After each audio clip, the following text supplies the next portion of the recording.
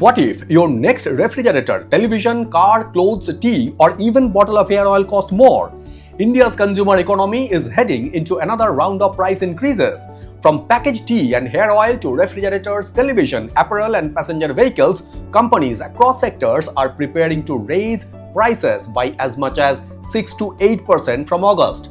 And this isn't necessarily because companies suddenly want higher margins.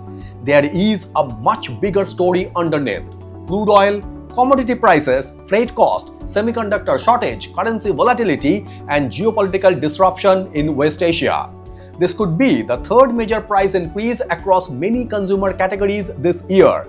But here's the question we want to ask at the Spotlight Media and Technology. Are consumers entering another inflation cycle, or are companies simply passing on cost that they can no longer absorb? Hi, this is Indranil and welcome to the Spotlight Media and Technology. This is the Spotlight beyond profession, beyond headlines, beyond borders. Let's get into the numbers.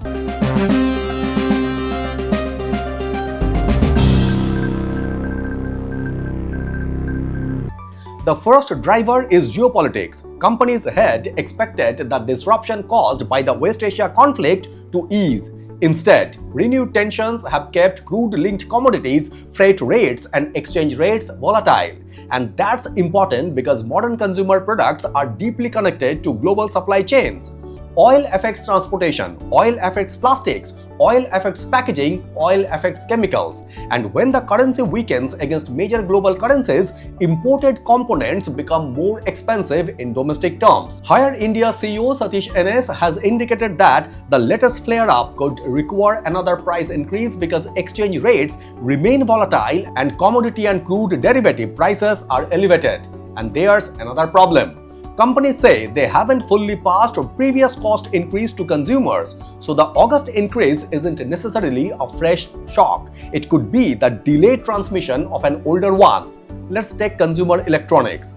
Companies are planning roughly 4 to 6% price increase from August across several categories, but some products have already become substantially more expensive this year. Refrigerators and washing machines have risen more than 10%. Television prices are reportedly up more than 15%. One reason: memory chips. And the smartphone market is facing an even more dramatic problem. Memory chip prices have more than tripled over the past 8 to 9 months, according to industry executives. Think about what that means. Your smartphone isn't necessarily becoming more expensive because the brand suddenly decided to charge more. A key component inside that device has become dramatically more expensive. And companies eventually face a choice: absorb the cost and sacrifice margins, or pass it on to consumers. For many businesses, absorbing everything simply isn't sustainable. Now look at the automobiles. India's largest car maker, Maruti Suzuki, plans to increase prices by up to 30,000 from August, and this is its second price increase in the current financial year. Honda Cars India is also planning an increase from August 1, and at the luxury end, Mercedes-Benz India is preparing another price increase next quarter. The reason: currency depreciation and higher import cost. Mercedes-Benz has already increased prices up by 4% during the first half of 2026.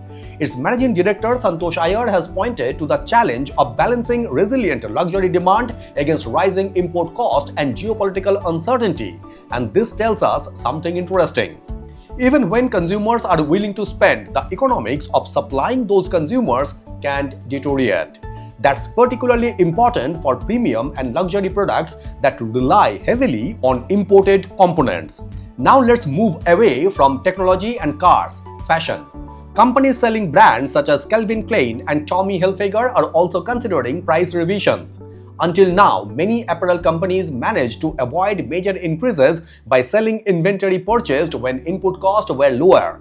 But the strategy has a deadline. The old inventory eventually disappears and new season merchandise purchased at today's higher cost starts reaching stores. That means companies can no longer rely on cheaper legacy inventory to protect margins. So consumers could increasingly see those higher costs reflected in retail prices. Now comes the category that could matter most of the ordinary households: fast-moving consumer goods. Think tea, hair oil, cooking products, packaging, every household essentials. The West Asia conflicts has intensified volatility in petroleum-linked materials, including linear low-density polythene widely used in packaging. Companies including Tata Consumer Products and Bajaj Consumer Care have flagged inflationary pressure. Bajaj Consumer Care has warned that margins could remain under pressure through the September quarter before potentially easing. And there's another interesting signal. Edible oil prices are unusually high even during the harvest season. That means companies aren't just dealing with one inflationary input, they are dealing with a combination of raw materials, packaging, logistics, and currency pressures. And eventually, those costs have to be allocated somewhere. Now, here's where the story gets interesting. Despite all these price pressures, companies aren't predicting a collapse in consumer demand. In fact, Havells India chairman Anil Rai Gupta has said consumers have so far absorbed price increases relatively well. Why? Because India's consumption story remains relatively strong and timing matters. The major festive consumption cycle begins with Onam in August, followed by stronger period around Navratri and Diwali. Companies expect the latest round of price increase to potentially be the final major increase before the festive season. That's strategically important.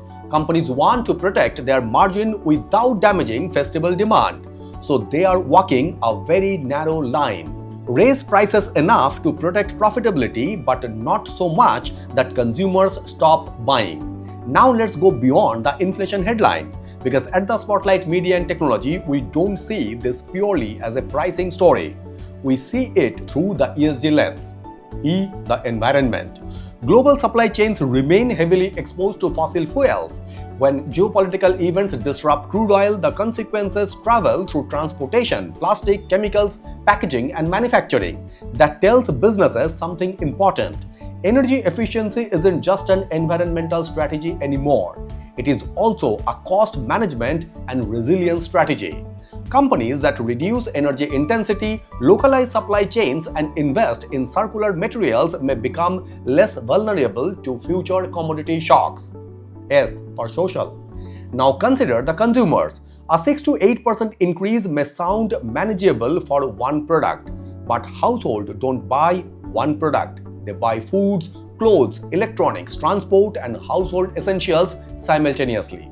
If several categories rise together, the cumulative effect can be much larger than any individual price increase.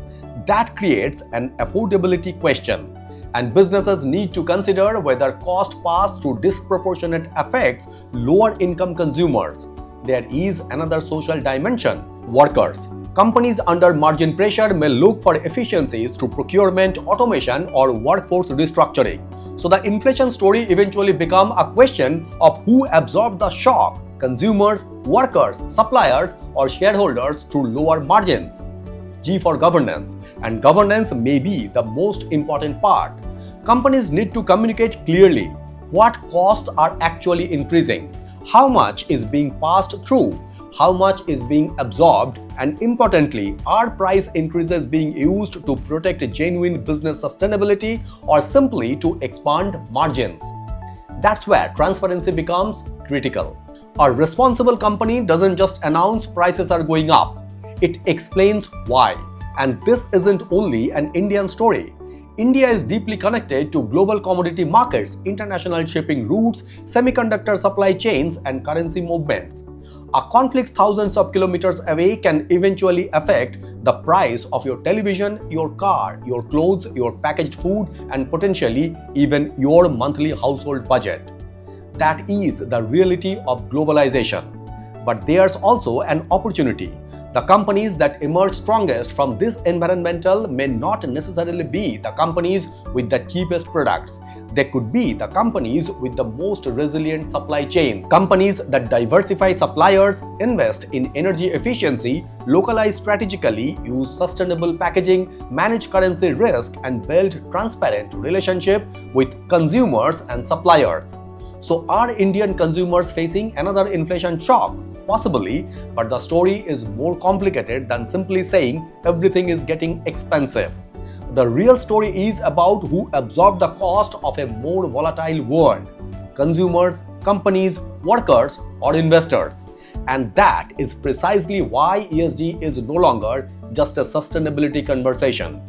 It is a conversation about resilience, affordability, governance, and long-term business survival. At The Spotlight Media and Technology, our view is simple. The companies that manage cost responsibly today will be the companies that earn consumer trust tomorrow.